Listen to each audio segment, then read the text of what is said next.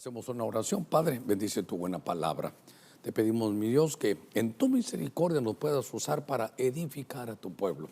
Mira a la distancia cuantos ruegos, súplicas, peticiones a todos los ministros en medio de los obstáculos que nos toca, Señor. Te pido que nos fortalezcas, nos des fuerza y que tu misericordia esté sobre nosotros. Bendice cada ofrenda, cada aportación que envíen, Señor, a la distancia, y que les sea como una semilla que germine al 100 por 1.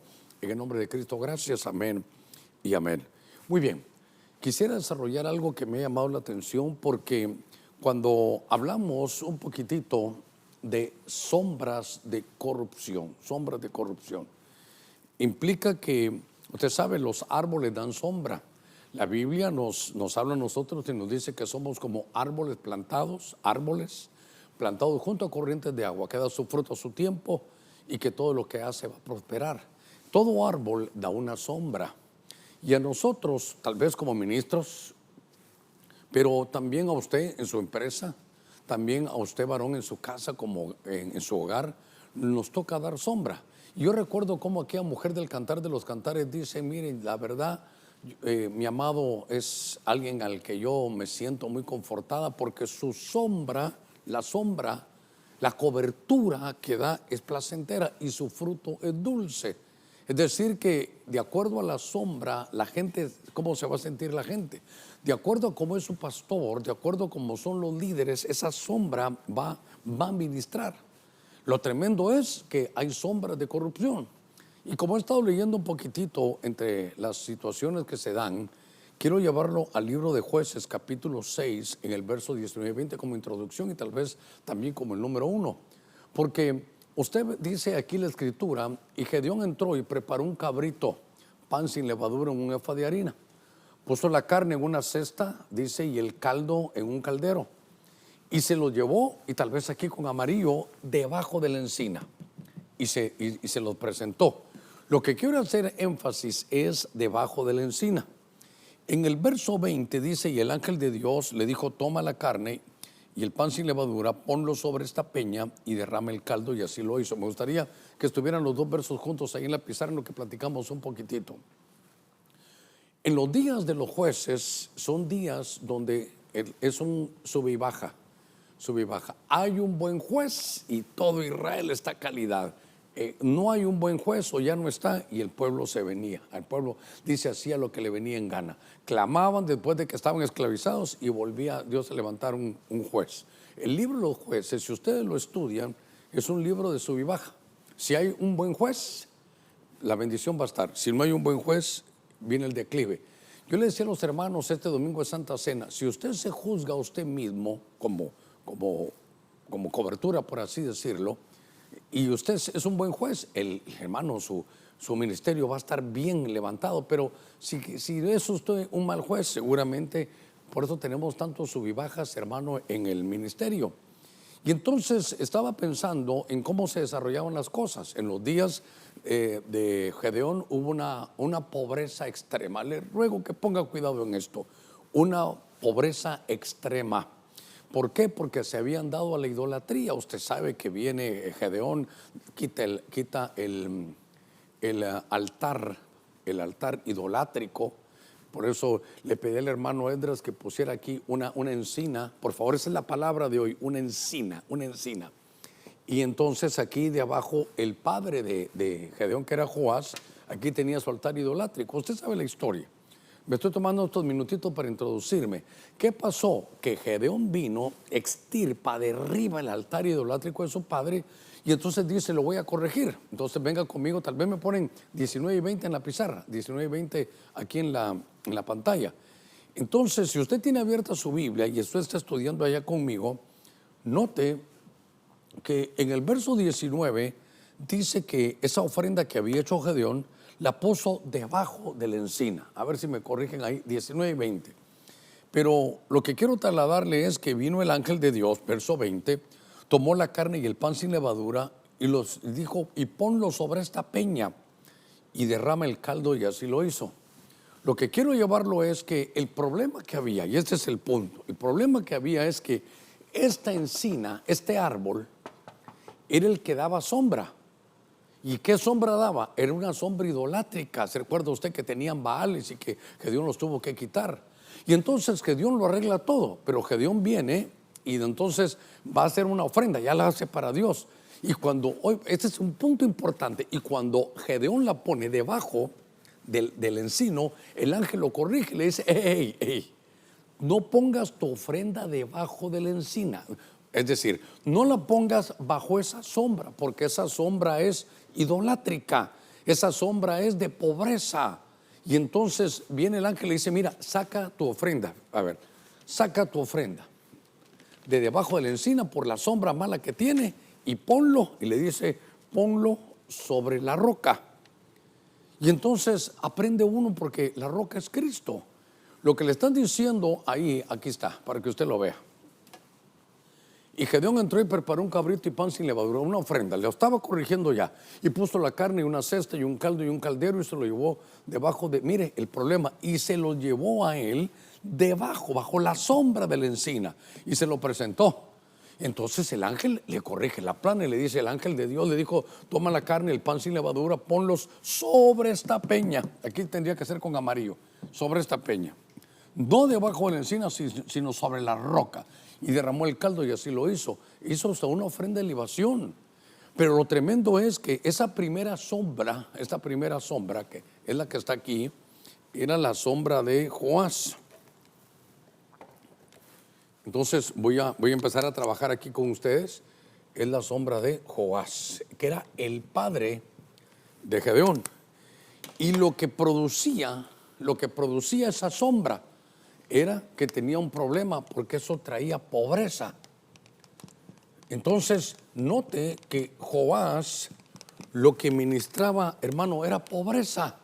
Entonces nosotros que somos, si estuviera yo predicando a los pastores, diría: bueno, nosotros ¿qué tipo de sombra damos?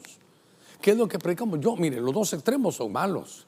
Porque algunos que dicen: soy pobre pero honrado, está confesando pobreza. Y los otros que para decir que están prosperados tienen que ser relojes, hermano, de oro, tienen que andar en el mejor carro, eso es el abuso de la prosperidad, porque prosperidad en Dios hay, está legítima. Dice el texto que le di al principio: somos como árboles plantados junto a corrientes de agua, que da su fruto a su tiempo, y todo lo que hace, ¿qué dice? Prospera.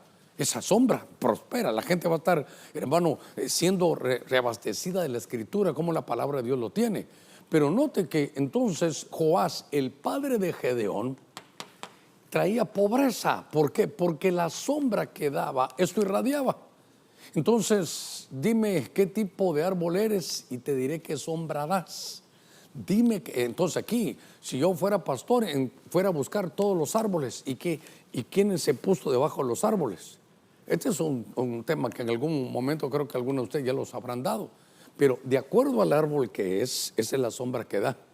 Por decir algo, me voy a salir un ratito del tema, pero si yo fuera pastor, fuera apuntando, voy a ir a buscar todo lo que se ponen debajo de los árboles y qué sombra les da. Porque recuerdo que Saúl se ponía debajo de un tamarisco, y el tamarisco es como aquí en nuestro país como tamarindo, es como algo amargo. La sombra era de amargura. Entonces quiero llevarlos a cómo Joás corrompió su sombra. Cuando no había un buen juez, hermano, estábamos en nivel bajo.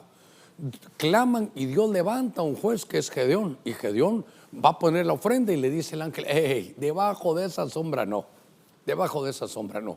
Hermano, ¿qué cosa esta? Déjeme, que si yo estuviera hablando a los pastores les dijera: entonces imagínense que la gente va a una iglesia y que Dios diga: no, esa no vayas. ¿Por qué? Porque la sombra, mire lo que ministra la sombra. Y por otro lado, qué lindo que Dios impulse, vayan a esa iglesia, porque es una sombra sana, una sombra que te va a dar tu identidad y que te va a desarrollar. Entonces, en este orden de ideas, quiero trasladarlo aquí con usted esta noche. Entonces, déjenme avanzar un poquitito y vamos a irnos a 2 de Samuel, capítulo 18, verso 10, solo por si me toca ponerlo directamente en la pantalla, voy a estar aquí. Solo por si me tocara estar, a ver si creo que no es este. Bueno, creo que no lo tengo ahí. A ver. Sí, no apareció. Pero en fin, bueno, aquí los hermanos me van a ayudar. Vamos a 2 de Samuel, capítulo 18, verso 10. Cuando uno de los hombres vio esto, avisó a Joab diciendo: he aquí, vi a Absalón colgado de una encina, otra vez colgado de una encina. Entonces aquí me gustaría que con amarillo aquí, usted que está en su casa, subrayara: Absalón colgado de una encina. Todo lo que quiero que lleve hoy es la encina, porque es una sombra que en algún momento se corrompe. Entonces, en lo que estamos viendo ahora, venga conmigo aquí, la encina donde quedó hermano Absalón, ahí quedó entre el cielo y la tierra. Usted puede leer que dice: cuando uno de los hombres vio esto, avisó a Joab, que era el ministro de la defensa en los días de David, diciendo: mira, Absalón está colgado de una encina. Absalón como un Judas entre el cielo y la tierra. Entonces, número 2, aquí está Absalón. Y entonces aquí tenemos que ver algunas cosas que son importantes, porque, hermano, aquí se puede hablar muchas cosas, pero lo que yo veo aquí es traición. Y entonces note que vamos a aprender desde aquí, cada punto se puede ver de diferentes ángulos, Pero lo primero que quisiera yo llevarlo es que, ¿qué le pasó? ¿Por qué se quedó en la sombra? ¿Qué unción, qué ministración le dio la sombra, hermano, a nuestro amigo Absalón? Absalón, lo que pasa es que traiciona a su padre. Absalón, hermano, crece, y usted lo lee, dice: no había más hermoso en todo el reino. No había hombre tan perfecto como Absalón, desde la coronilla de su cabeza hasta la planta de los pies. Se recuerda que era un show cuando él se cortaba el cabello, se lo cortaba una vez al año. Es decir, que su hermosura, espiritualmente hablando, era el hijo del rey. Era el hijo del rey. Pero qué tremendo que cuando ahora Absalón, y note que Ab es padre y Shalom era riqueza, prosperidad, bienestar, el padre de riqueza. Lo traía todo para hacer el relevo de David. Pero ¿qué hubo en su corazón? Que cuando fue grande se puso contra su padre. Qué cosa más tremenda. Cuando fue grande, cuando se dio cuenta que era el hermoso, cuando se dio cuenta que era el que estaba en medio, hermano, de todas las miradas, entonces cuando se hizo fuerte, su corazón se llenó, hermano, de altivez y soberbia. Y entonces trajo, hermano, traición. Entonces, vuelvo a la carga. El encino, esto, hermano, hoy voy a hablar del encino, tipificando una sombra que se corrompe, pero usted puede estudiar todas las sombras que hay en la Escritura. Entonces, ahora note que viene Absalón y como que él dice, él estaba hecho para hacer el relevo, él tenía que esperar. Hermano, él era un consentido de su padre. Y entonces aquí aprende uno bastante, porque si yo le hablara a los pastores, dijera que entonces la Biblia dice: el hijo consentido avergonzará a su madre. A este Absalón, igual que a Adonías, no lo corrigieron. Por eso a veces le digo a los hermanos: hermano, mejor no me digan padre, porque al decirme padre yo tengo la autoridad aún dada por ustedes para poder corregir, porque el hermano dice que al que se toma por hijo se le corrige. Al que se le ama se le disciplina, pero al que se toma por hijos, hermano, se le debe de corregir.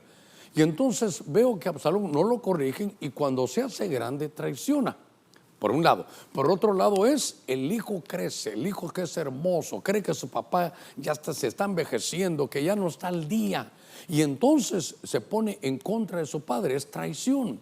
Y mi Biblia dice: honra padre y madre, y se te alargarán los días sobre la tierra, por un lado. Y dice: y todo lo que hagas prospera. Otra vez, pero dele la vuelta a la tortilla. Entonces hermano, que el que no honra padre y madre, no se alargan sus días sobre la tierra, como le pasó a Absalón, y no va a prosperar. Note que estaba, hermano, la sombra que estaba recibiendo Absalón, la sombra que iba a dar Absalón. Por eso Dios ya no le permitió seguir. Mire, yo siempre he preguntado, ¿quién quedó? O me he preguntado a mí mismo, ¿quién quedó, hermano, en lugar de David? Usted sabe que quedó Salomón, y Salomón, hermano, era hijo de Betsabé. Es el que menos hubiera puesto yo. Yo hubiera dicho: mira, te van a señalar a tu mamá, vas a estar en problemado. Pero Dios elige de otra manera. Dios es lento para la ira y grande de misericordia. Pero lo que me llamó la atención es que Absalón La sombra que da de traición es de ponerse en contra de su padre. Se corrompió y la Biblia dice que era hermoso. El ministerio era hermoso, calidad, pero cuando creció, ese hermano se puso en contra de su padre. Entonces, aquí vemos una sombra que se corrompe, una sombra que daba en algún momento, que ministraba hermosura. La hermosura en la Biblia, usted sabe que, por ejemplo, Esther quedó, pero de reina por su hermosura, pero la hermosura de ella era su obediencia. Y de pronto, hermano, se corrompió. Leyendo un poquitito de estas cosas, quiero conducirlo un poquitito más. Estaba leyendo estos pasajes que me alumbraron esto, y hay un pasaje que lo hemos utilizado bastante en Primera de Reyes, capítulo 13, en el verso 14. Dice, y fue tras el hombre de Dios, lo halló sentado debajo de una encina, con amarillo aquí, debajo de una encina. Y le dijo, ¿eres tú el hombre de Dios que vino de Judá? Y él respondió, yo soy. Lo que quiero llevarlo en Primera de Reyes, capítulo 13, es que aparece otra vez la palabra encina. En esta versión, ¿verdad? Dice, se sentó debajo, dice, y fue tras el hombre de Dios y le halló sentado. Y entonces le pregunta si él es el hombre de Dios. Entonces le dijo, ven conmigo a casa. Si usted está en su casa ahí tranquilo, por favor siga leyendo conmigo en su casa. Dice, ven conmigo a casa y come pan. Y él respondió, no puedo volver contigo ni ir contigo, tampoco comeré ni beberé nada en este lugar, porque me vino un mandato del Señor que me dijo, no comerás pan ni beberás agua ahí, volverás por el camino que fuiste. ¿Cuál es la historia? Usted sabe la historia es del profeta viejo y el profeta joven. Y el que estaba sentado, hermano, debajo de la encina era el profeta viejo. Entonces, déjeme ponerle aquí. Número 3 ahora, el profeta viejo. Y esto se pone muy hermoso porque vamos recorriendo las historias en diferentes aplicaciones de diferentes ángulos. Y entonces me llamó la atención lo siguiente. Me llamó la atención que ahora le toca a este profeta viejo, ya experimentado, ya años, hermano, de estar sirviendo a Dios. Y lo que me llamó la atención, hermano, es que en esta oportunidad que estamos viendo que la encina es la que tiene la mala sombra, entonces estaba ahí sentado. Y la historia muestra un profeta joven y un profeta viejo. El que está sentado es el profeta viejo, pero lo que yo quiero que se dé cuenta es que venían las nuevas generaciones. Por favor, ponga cuidado en esto. Que, hermano, muchos de ustedes son muy jovencitos, pastores, hermanos, muy jóvenes, pero nosotros que hemos avanzado en esto, nos tenemos que dar cuenta de algo, que vienen ya generaciones, que vienen generaciones. Le cuento un secretito, arriba de 60 años, donde yo pastoreo, 10% ahí. De toda la congregación, 10% ahí. Quiere decir que nosotros vamos saliendo y viene la nueva generación, los jóvenes. Ahora, el problema aquí, por favor, venga conmigo. El problema en el número 2 era el joven que no honró a su padre. Pero ahora lo voy a ver del otro ángulo. El que era el padre, con sus hijos espirituales, si usted quiere. Porque entonces Dios le había dado un mandato al profeta joven que venía, hermano, creciendo, desarrollando, llamaba la atención, era un cumplimiento profético de años atrás, si usted quiere. Y entonces venía y Dios le dijo, te voy a dar un mandato. Oiga, te voy a dar un mandato. Dijo Dios, no te vayas a detener, sigue adelante. Y si alguien te sale, no le hagas caso, tú sigue. Esa era la instrucción divina. Y cuando va por el camino, le sale el profeta viejo y está sentado a la sombra de esta encina. Y entonces le dice, fíjate que en todo el diálogo que de alguna manera me habló, vino un ángel. Es que tú dices que Dios te dijo, pero a mí vino un ángel de Dios. Y recordate que yo soy viejo y vos sos jovencito. Yo soy experimentado en esto. Así que vino el ángel y me dijo que te quedaras a comer, que participaras conmigo, tener comunión, te guardar algo, no seas orgulloso, todo lo que le puedo haber dicho.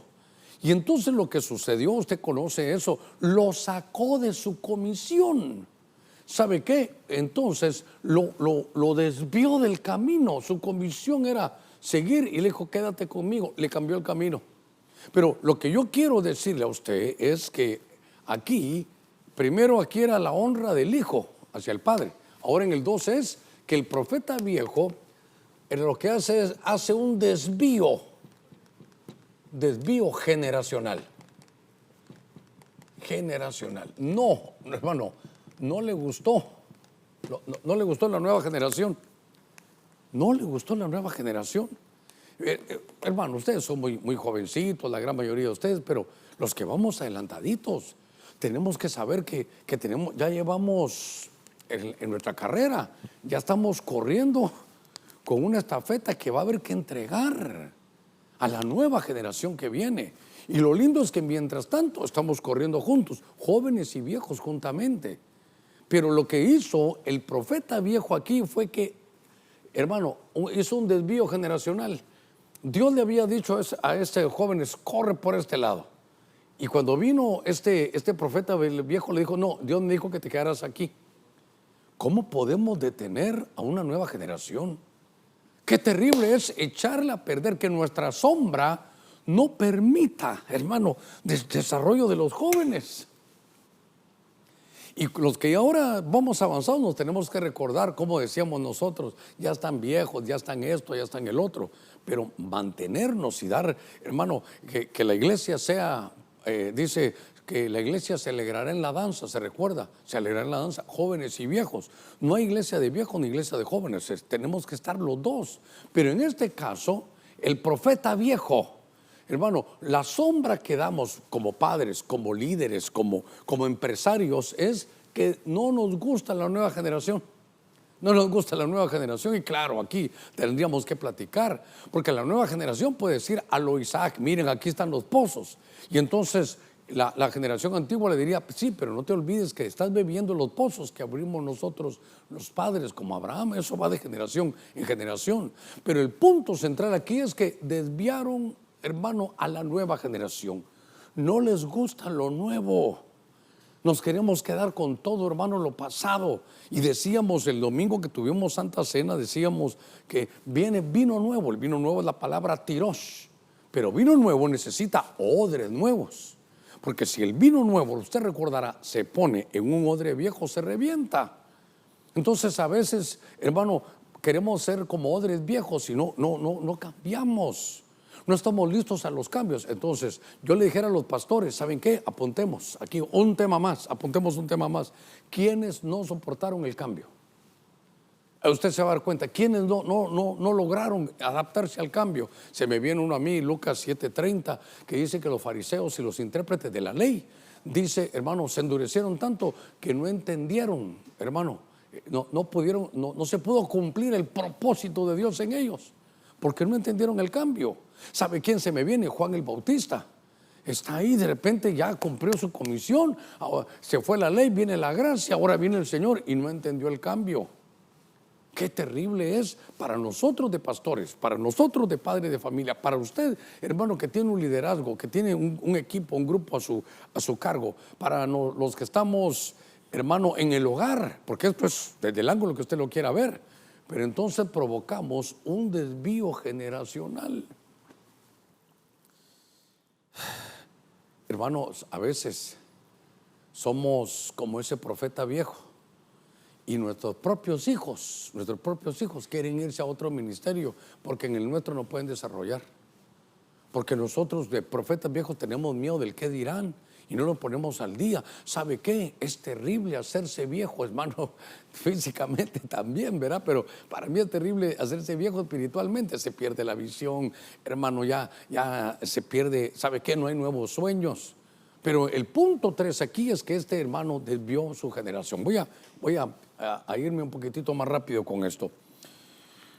Hay un pasaje de los héroes de la fe aquí vamos a ver, Primera de Crónicas, en el capítulo 10, en el verso 12. Otra vez, mire, se levantaron todos los hombres valientes y se llevaron el cuerpo de Saúl, con amarillo, y los cuerpos de sus hijos, todos murieron en el monte Gilboa. Ahí se acabó la generación, hermano.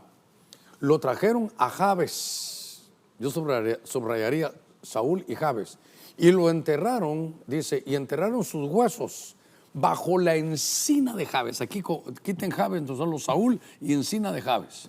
Y ayunaron 7 días. Hermano, lo enterraron ahí. ¿Dónde lo enterraron? Debajo de una encina. Otra vez lo ponen debajo de una encina. Y entonces aquí vemos, ¿verdad? La tumba de Saúl, aquí abajo, debajo de la encina de Jabes. Y entonces lo que me llama la atención es que aquí es una situación, hermano, un poquito triste, porque aquí hay muchas cosas que decir, pero lo que quiero llevarlo es que aquí está el rey Saúl, el rey Saúl. Usted sabe las situaciones de lo que vivió el rey Saúl.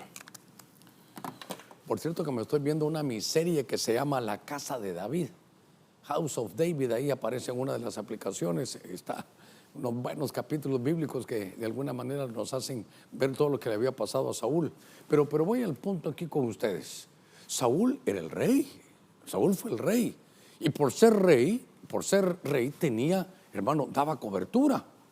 No solo hizo cosas malas Saúl, no, pero el punto, ¿sabe qué? Es que nadie va a comenzar mal, sino que de pronto su sombra es una sombra se corrompe. Saúl, en todo su tiempo que estuvo, de repente tuvo victorias con los filisteos que Dios le daba. ¿Y sabe qué hizo? Se mandó a hacer su monumento. Hermano, para gloria, hermano, de él. Y entonces lo que quiero decirle es que él sube, se recuerda, mire, se salió de los límites y se va a buscar brujos. Usted sabe la historia. Dios le quita su espíritu, él no se da cuenta que ha perdido el respaldo. Hermano, yo siempre he dicho, Dios cuando llega, hermano, hace su publicidad como en el Pentecostés, pero cuando Dios se va, pero hermanos, para mí mismo lo digo, como que Dios se pone, hermano, pantuflas y no hace ruido, se va. Porque cuando me recuerdo, ahora que veo a Saúl, cuando me recuerdo de Sansón, dice que Sansón no se dio cuenta y no sabía que Jehová ya no estaba con él. Pero ahora a Saúl le pasa lo mismo, le quitan el espíritu, creo que eso es en 16:14, 1 Samuel, usted perdóneme si estoy mal el verso, pero le quitan el espíritu y le ponen un espíritu malo. Entonces él así, porque hermano va después con la bruja, va a una batalla, en la batalla del monte Gilboa se muere él, toda su generación se muere. Él echó a perder, estaba hermano lleno de corrupción, pero dice que le cortaron la cabeza. Esto es un punto que para mí es importante. Quiere decir que Saúl entonces se quedó sin cabeza. Y así sin cabeza lo fueron a enterrar y lo pusieron bajo la sombra, bajo la encina, bajo la sombra en Jabes. Y Jabes es sequedad. Entonces, aquí para mí, puedo poner sequedad ahí. Sí, lo puedo poner, pero lo que me llama la atención en todo esto es que siendo un ministro así, note que estaba sin cabeza. Usted lea el contexto. ¿Sabe qué? Si lo pongo como pastor, quiere decir que ya no era, hermano, ya no tenía Cristo. Usted sabe, Cristo es la cabeza de la iglesia. En Colosenses, 3 veces aparece la cabeza está pegada al cuerpo, por eso es que se desarrolla, por eso es que crece, y Cristo es la cabeza de la iglesia, es la cabeza de todo, y entonces ya no había cabeza. Entonces déjeme decir, ¿sabe cuándo podemos caer en ese punto? Que Dios nos bendice y ya no hablamos de Cristo. Que los hermanos ya no hablan de Cristo, hablan de su pastor y hablan del ministerio. Fíjese que 3, 2, 1 como Ebenezer no hay ninguno. Viera que el hermano Germán, viera que esto a mí me pasó, vino un esposo, una hermana a decirme, mire, vengo a hablar con usted. ¿Por qué? Porque mi esposa solo habla o de la iglesia o de usted. Y yo dije, de Cristo no le habla. Entonces pareciera que a veces el pueblo se pierde la visión, pero el punto es que siendo él la sombra, Saúl ya no tenía cabeza.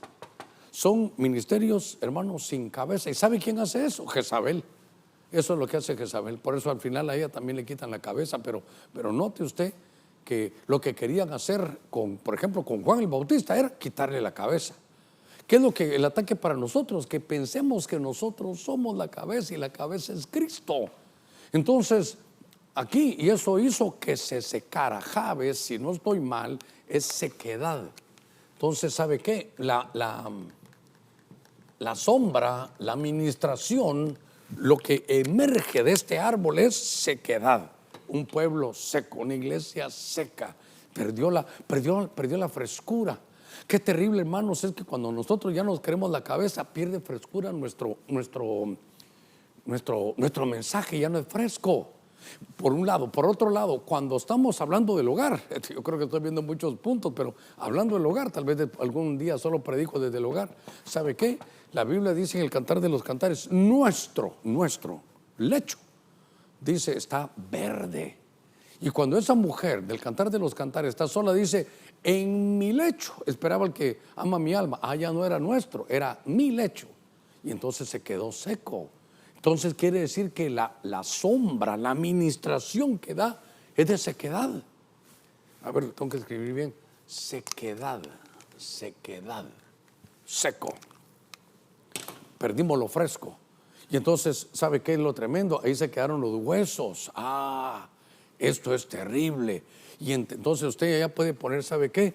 Huesos aquí y Jabes. Esto es sequedad, secos, huesos secos. ¿No le recuerda eso, Ezequiel? Hay que ver quiénes se quedaron secos. Hay que ver quiénes, hermanos, se secaron. Hay que ver quiénes estuvieron en Jabes. ¿Qué les pasó? Porque entonces se quedaron secos. Y mi Biblia dice que en 11:5 de Eclesiastés, en la Reina Valera actualizada, ahí dice que cómo entra el espíritu en los huesos. Así es, el espíritu está en los huesos, según la RBA en Eclesiastés 11:5, pero ahí ya no está ni en espíritu, huesos secos.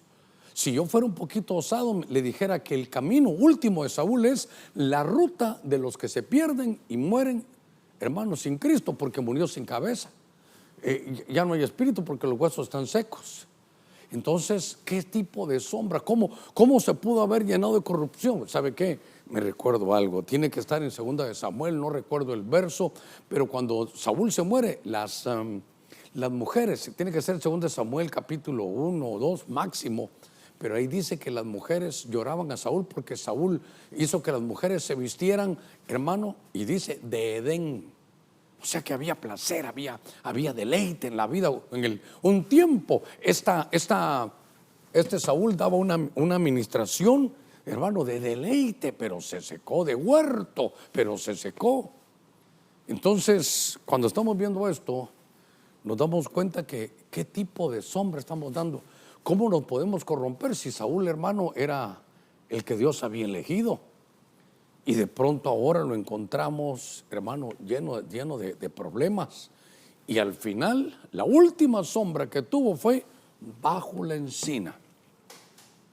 Dos ángulos que hay que ver aquí. Primero, uno como ministro, ¿qué tipo de sombra estamos dando? Que todo está seco. O sea, mire, ¿sabe qué? Revisemos cuántos jóvenes llegan. Y entonces, claro, si yo estuviera hablando con pastores, dijera, hermanos, ya no nos defendamos. Sí, es que los jóvenes de aquí, los jóvenes de allá, es que hacemos esto. Y otros haciendo, hermano, cualquier otra cosa. Pero la Biblia dice en Zacarías 9:17 que con el trigo Dagán y con el vino Tirosh hacen florecer a los jóvenes. Entonces, a veces no hay jóvenes porque, mire, y todo está seco porque hubo un desvío generacional. Esa es la sombra que tenemos que saber, decirle al Señor que yo quiero que la sombra que dé yo, como hablamos, como la del manzano, que la sombra es placentera, deleite. Entonces, si usted miramos la sombra placentera de deleite, es la que perdió Saúl. Ahora todo era seco, se perdió el deleite. Muy bien, déjeme avanzar un poquitito. Qué tremenda responsabilidad como pastores, como líderes, como ministros, tal vez en su trabajo, como usted es cabeza, usted es jefe de alguien, la sombra que está dando. Y cómo haber dado una buena sombra y cómo nos podemos corromper. Acompáñeme un poquitito al libro de Oseas. Quiero leerle unos 3 versos ahí. Pero en el capítulo 4, en el verso 13, en Oseas capítulo 4, en el verso 13, dice, está hablando el Señor, le está hablando a Israel, pero aquí los llaman, ¿sabe cómo? Los llaman como, le dan un nombre, como Efraín. Algunos mesiánicos de ahora dicen que Efraín son las 10 tribus. Pero lo que quiero conducirlo es Israel, pero le llaman Efraín. Ofrecen sacrificios sobre las cumbres de los montes y queman incenso sobre las colinas. ¿Dónde? Otra vez, debajo de las encinas. los álamos y los terebintos, porque su sombra es agradable. Ah, qué lindo, dice uno. Muy bien. No, pero oiga, por tanto vuestras hijas se prostituyen y vuestras nueras cometen adulterio, porque lo que ellos sacrificaban no era Dios, era otros dioses. Entonces aquí voy a poner Efraín, aquí voy a poner Efraín. Aquí voy a poner Efraín, o Israel, o hermano la iglesia, pero voy a poner Efraín porque unos versos abajo lo dice. Solo déjeme seguir leyendo. Entonces vimos el 4:13. Entonces en Oseas capítulo 4 verso 13, si lo pueden ver, porque uno dice, pero daban sombra agradable, es que tal vez le tenía que haber leído desde el 12. Si pudieran los hermanos que están en televisión ponerme el verso 12, pero yo se lo voy a leer. Voy a tratar de pegar aquí, pero por alguna razón no me sale la de la iglesia. Muy bien. No me sale Benecer Televisión en la pantalla, duplicarla, seguro porque la estamos usando. Pero en el verso 12 de Oseas 4 dice, mi pueblo consulta a su ídolo de madera y su vara les informa, porque un espíritu de prostitución los ha descarriado y se han prostituido apartándose de su Dios. Y bueno, está el verso 12. Oiga, está el Señor, porque si solo leímos el verso 13, dice, hacen ahí arriba sus cultos, hacen ahí sus sacrificios y la sombra es agradable. Uno puede pensar que está bien, pero si nos damos cuenta, no está bien. Está malo porque el verso 12 dice, mi pueblo, o sea, Efraín, consulta a quién, a su ídolo de madera. Y su vara les informa, porque un espíritu de prostitución, aquí poneme ídolo y prostitución, un espíritu de prostitución los ha descarriado y se han prostituido apartándose de su Dios. Qué cosa más tremenda. Y por eso en el verso 13 dice, por tanto, vuestras hijas se prostituyen y vuestras nueras cometen adulterio. Hermano, esto sí está muy delicado. Está muy delicado porque el pueblo, ¿qué pasó? Iba con su ídolo. Y entonces estaban bajo un espíritu de prostitución. Usted lo puede leer, Oseas, o abra su Biblia. Y si usted, yo sé que ahorita en la noche usted está con su cafecito, pero tómese su tiempo. Vaya a ver el libro de Oseas 4:12. Y entonces dice, lo que hay es una sombra de prostitución. Y como ustedes están, Efraín está dando esa sombra, Israel se pusieron bajo esa sombra, hermano, idolátrica. ¿Y qué tenía? Un espíritu de prostitución. Entonces dice, como están bajo esa influencia, bajo esa sombra, bajo esa proyección, están ministrando eso, entonces no se va a sentir si sus hijas se prostituyen y sus nueras cometen adulterio. Mire qué fuerte esto, un pasaje muy fuerte. ¿De dónde sale esto que las hijas se prostituyen y que cometen adulterio las nueras? ¿De dónde sale eso? De la sombra. Esto me hace a mí temblar.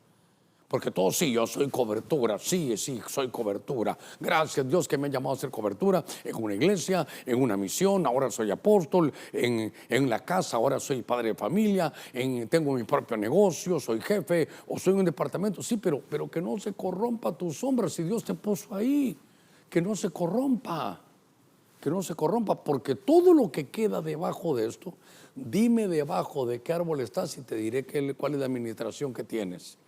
Y entonces ahora en el verso 14 o en el verso 15 dice, aunque tú Israel te prostituyas, que no sea culpable Judá. Tampoco vayas a Gilgal ni subáis a Betamén. Y en el verso 16 dice, porque Israel es terco como una novia indómita, los va a pastorear ahora el Señor como un cordero de campo espacioso. Y en el verso 17, Efraín se ha unido a los ídolos. ¿Sabe qué dice? Déjalo. Este es de los pasajes. Mire qué terrible esto. Efraín se ha unido a los ídolos, déjalo. ¿Sabe qué? Nos tenemos que enfrentar a esta realidad, hermano. Yo, ¿sabe cómo lo leo? Qué terrible que aquí dijeran, Germán se ha unido a los ídolos, déjalo, dice Dios, ya déjenlo ir. Ya él quiere ídolos, déjenlo ir. Por eso, no importa la Biblia que usted use, léala. No es por molestar a nadie, solo léala. ¿Cómo se corrompió? Entonces, notemos algo, la idolatría, ¿qué trae? Prostitución. Esto es delicado. Lo voy a decir de otra manera, lo voy a suavizar, le voy a echar ahí un poquitito de suavizante. La idolatría trae inmoralidad. Entonces viene a mi mente esto. Sube Moisés al monte, ¿se recuerda? Josué se queda a medio del monte. Y Aarón se queda en el valle con el pueblo. ¿Se recuerda el pasaje? Creo que es Éxodo 32. ¿Y qué sucede? Que a Aarón le dan, hermanos, los zarcillos, los aretes de oro. ¿Qué hace? Un becerro de oro. ¿Y qué es eso? Idolatría. Idolatría, idolatría. Y luego, ¿qué sucede? Que si usted lo lee, hubo danzas y todo, pero había orgías, había desnudez. Entonces, la idolatría trae prostitución. Le voy a corregir que es muy fea la palabra. La idolatría trae inmoralidad. Mire, ídolo y prostitución. Ok, un ejemplo más, este va más fuerte. ¿Se recuerdan ustedes? Porque sí, pastor, sí, pero estoy hablando también de la iglesia evangélica. ¿Cómo empieza el libro de Corintios? Cada capítulo es una corrección que les hace ahí. Y entonces yo soy de Pablo, yo soy de Cefas, yo soy de esto, yo soy de Germán, yo soy de este, yo soy del otro. Ya ponen a los hombres. ¿Sabe qué tienen? Tienen apostolatría. Eso es lo que tienen. Pero cuando le estoy diciendo eso, quiere decir, lo que le quiero llevar es, en el punto que estoy viendo, que hay que derivarlo, hay que estudiar todo. Esa idolatría trae inmoralidad. Porque ¿qué pasó más adelante en el capítulo 5? ¿Qué pasó? 5:1 de Corintios, los que estaban idolatrando ministros. ¿Qué les pasó? Tenemos un tremendo lío, que uno se acostó aquí con la mujer de su padre, eso ni entre los gentiles se daban. Esa inmoralidad no la podemos permitir. Note de dónde vino eso. Hermano, qué delicado es esto. Porque entonces es una palabra muy fuerte, pero ¿qué pasó? Que este Efraín, la sombra que ministraba era, hermano, idolatría. Y voy a suavizar porque la Biblia dice prostitución, pero aquí le voy a poner yo inmoralidad. Lo inmoral, bueno, inmoralidad. Entonces, no estoy diciendo que la inmoralidad solo viene de eso, sí, pero por lo menos podrá venir de muchas cosas. Lo tremendo es que usted lo leyó. Que entonces si uno de padre de familia, esa es la sombra que da, dice, las hijas se pueden prostituir y las nueras cometen adulterio. ¿Y de dónde viene eso? Viene de que, por eso dicen, ¿quién hace eso, Efraín? Está con los ídolos, déjalo, mire lo que dice Dios. Póngame el verso, que era 17, era el último verso, a ver qué verso era, el verso 17. Qué tremendo esto. Efraín se ha unido a los ídolos, ¿sabe qué? Siendo mi pueblo. Pero, ¿sabe qué hubiera querido que dijera? Ayúdenlo. Germán se ha unido a los ídolos, ayúdenlo. No, dice Dios, déjenlo. Y ya sabe, el hombre ya sabe. ¿Cómo se pudo haber llenado de corrupción? Lea usted el libro de Oseas, el personaje que sale ahí es Efraín. Y sale, hermano, que es parte, algunos dicen que son 10 tribus de Israel, pero es algo tremendo. ¿Y sabe qué? Efraín, ¿qué significa Efraín? Fructífero. Pero ya no son frutos, hermano, bueno, son frutos que se corrompieron. Sombra de corrupción. Ya, sé que llevo ya como 45 minutos.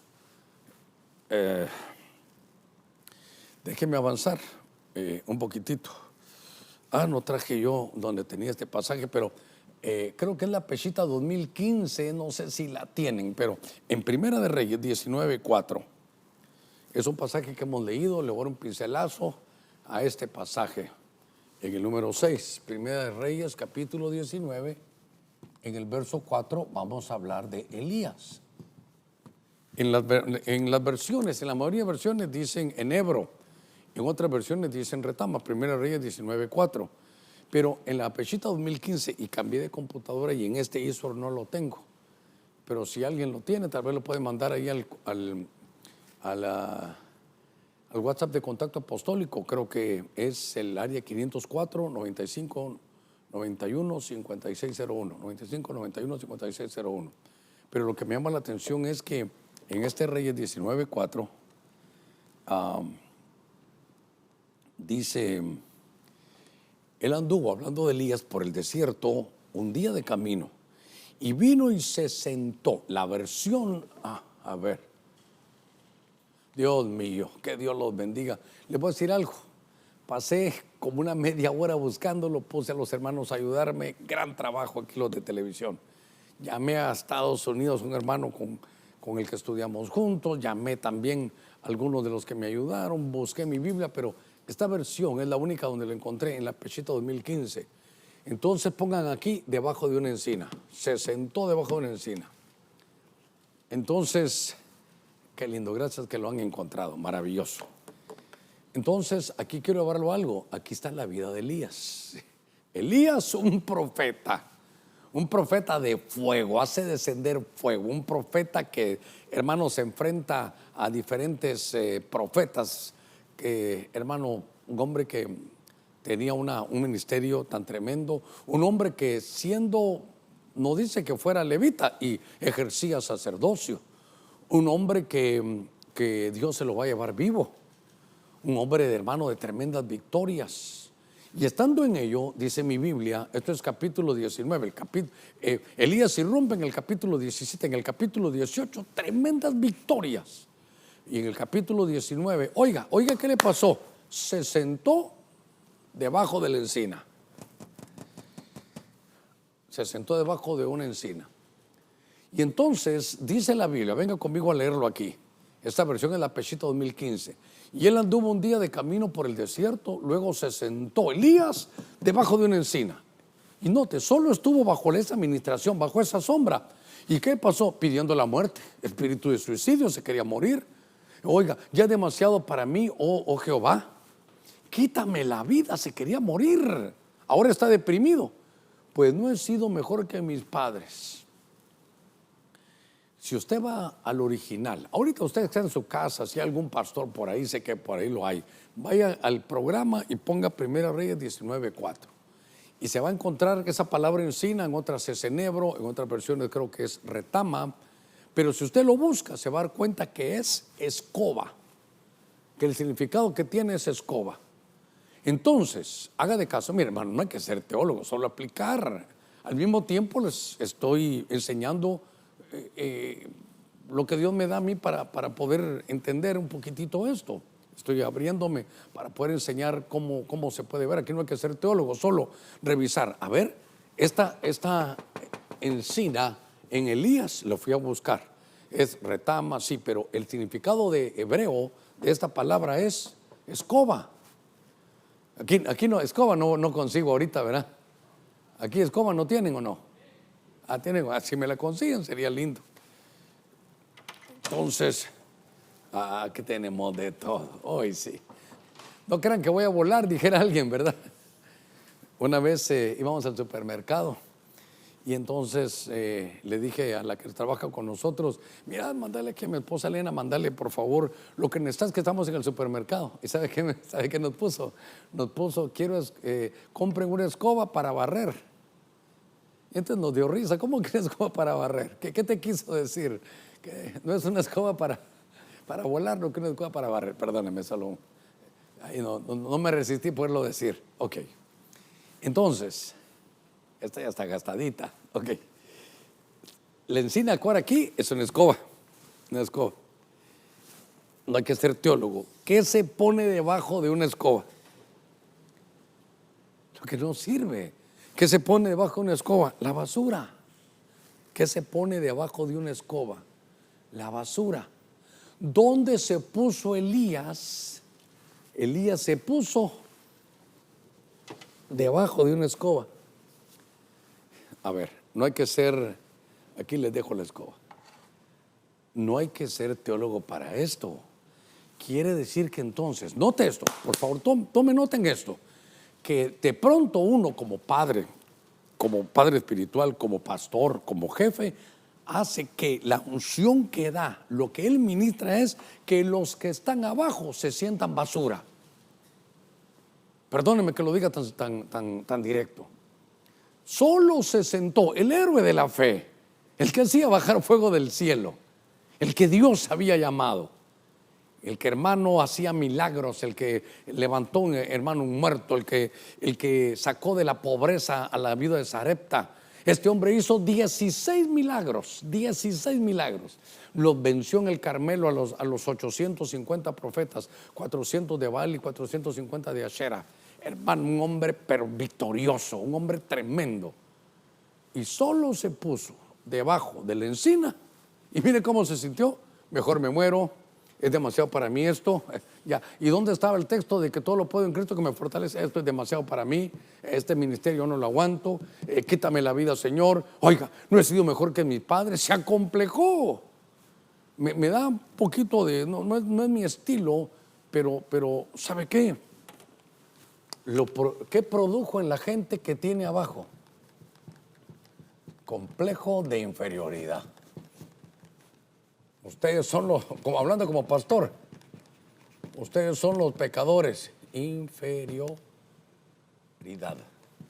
Ustedes son los pecadores, yo soy el santo. Ustedes no pueden hacer nada, yo soy el bueno. Un padre que hace que tú sabes qué, tú nunca vas a servir para nada. Vos sos como una maceta ahí en el corredor, nunca vas a salir de ahí, nunca vas a lograr nada. Sabes qué, mija, nunca te vas a casar. Sabes que cuando te cases no vas a ser feliz. Mi hermano, bajo esa sombra, hermanos, hijos del diablo, ustedes aquí no saben hacer nada. No saben hacer nada. Eso es una administración de la escoba. Es una administración que en 1 Reyes 19:4, la Biblia Peshita 2015. Entonces, note cómo se puede uno corromper. Aquí tenemos problemas en la iglesia, han de ser los hermanos. Nunca es uno, nunca. Si estuviera hablando con pastores, a veces solo echamos la culpa a la gente.